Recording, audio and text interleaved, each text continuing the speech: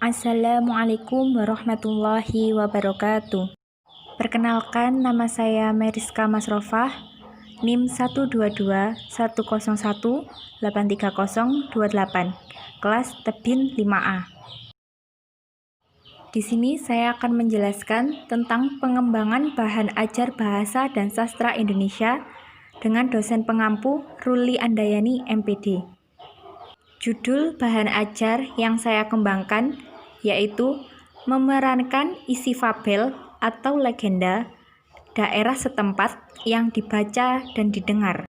Bentuk bahan ajar yang akan saya kembangkan yaitu berbentuk bahan ajar audiovisual. Keunggulan dari bahan ajar yang akan saya gunakan dibanding dengan bahan ajar sejenis yang pernah saya gunakan yaitu: 1. Memperjelas penyajian pesan agar tidak terlalu bersifat verbalitis. Yang kedua, mengatasi keterbatasan ruang waktu dan daya indera. Pengertian, struktur, dan ciri kebahasaan dari teks fabel yang akan saya kembangkan. Pengertian teks fabel. Fabel adalah salah satu dongeng yang menampilkan binatang sebagai tokoh utama.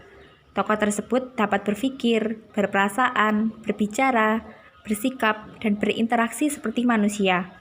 Fabel bersifat didaktis untuk mendidik. Fabel digunakan sebagai kiasan kehidupan manusia dan untuk mendidik masyarakat. Struktur teks fabel. Yang pertama, judul. Judul adalah kepala karangan yang berfungsi mengarahkan pikiran pembaca tentang gambaran umum isi fabel. Yang kedua, orientasi. Orientasi adalah kalimat yang terdapat pada awal cerita yang fungsinya untuk mengenalan waktu tempat di mana karakter tokoh. Yang ketiga, komplikasi. Komplikasi adalah bagian di mana muncul masalah atau konflik cerita. Yang keempat, klimaks. Klimaks adalah konflik mencapai puncak. Yang kelima, resolusi. Resolusi adalah bagian penyelesaian masalah atau pemecahan konflik pada cerita. Yang keenam, koda. Koda adalah pesan moral dari pengarang atau penyelesaian masalah. Ciri kebahasaan. Yang pertama, tersusun dari kata kerja transitif dan intransitif. Yang kedua, banyak memuat kata-kata sandang. Yang ketiga, banyak menggunakan keterangan tempat dan waktu untuk menghidupkan suasana cerita. Yang keempat, menggunakan penghubung, lalu, tetapi, dan akhirnya. Indikator, kegiatan, dan rubrik penilaian dari teks yang akan saya kembangkan. Di sini saya menggunakan KD 4.16, yaitu memerankan isi fabel atau legenda daerah setempat yang dibaca dan didengar. Indikatornya: 1. Merencanakan penulisan cerita fabel. 2. Menulis cerita fabel dengan memperhatikan pilihan kata, kelengkapan struktur, dan kaidah penggunaan kata atau kalimat tanda baca atau ejaan. Yang ketiga, memerankan isi fabel dengan intonasi, gestur, dan aspek pemeranan lain yang sesuai. Kegiatan pembelajaran: merancang cerita teks fabel, menulis teks fabel, memainkan peran dalam teks fabel yang telah ditulis, merancang nilai sejawat.